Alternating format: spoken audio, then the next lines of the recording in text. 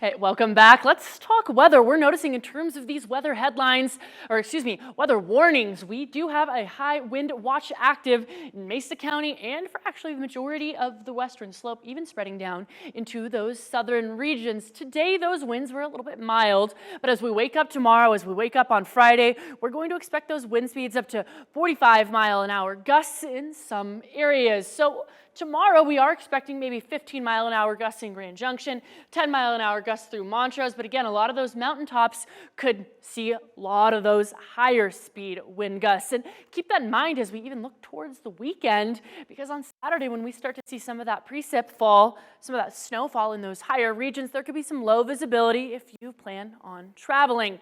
But what can we expect before that happens? We're still expecting those temperatures to increase. Tomorrow, Thursday, the warmest day of the week is expected.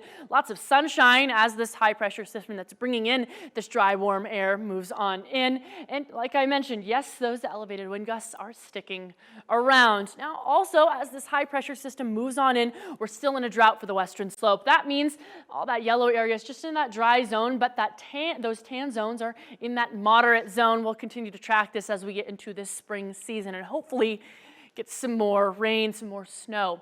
Now, currently, those temperatures are still quite pleasant.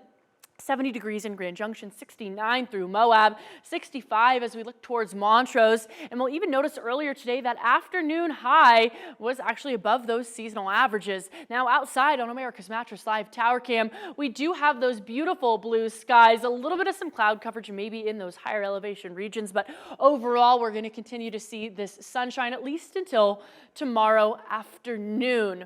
We'll notice in our futurecast that yes, tonight still clear skies, tomorrow morning still clear skies, lots of sunshine, but then yes, around that 1 p.m. hour, clouds are going to start to creep on in. We'll notice that's continuing into Thursday evening. By the time we maybe wake up on Friday, a little bit of a clearing for at least just a short minute before then they return during those afternoon hours on Friday, and then we're going to start to see some moisture move on into those high regions. Now, those snow accumulations will be pretty minimal actually through those higher elevation regions, but with those wind speeds, it's going to be some low visibility, like I mentioned, some blowing snow, maybe even blizzard-like conditions along those mountain passes. Now, we're also noticing locally on Friday evening, we might see some virga, where that rain falls from those clouds, but we don't see it hit the ground, and that's just due to, again, those warmer temperatures. We'll notice as we pick up that moisture into Saturday, but by the time we even look towards Sunday, it'll start to have moved on out of the region. Now, in terms of those snow projections, like I mentioned, they are kept to a minimum, maybe 4 or 5 inches seen through a lot of those areas. Pagosa Springs in those mountaintops might be looking at possible double digits, and mind you, these are just models. This could vary as we continue to track this storm. Tonight, we're getting down to 41 in Grand Junction, 36 through Montrose. Tomorrow, we're getting up into those mid-70s. Yes, for that warmest day of the week, even Moab reaching those upper 70s. And I still have Piston with me. Those peak temperatures still are not happening until those late afternoon hours tomorrow.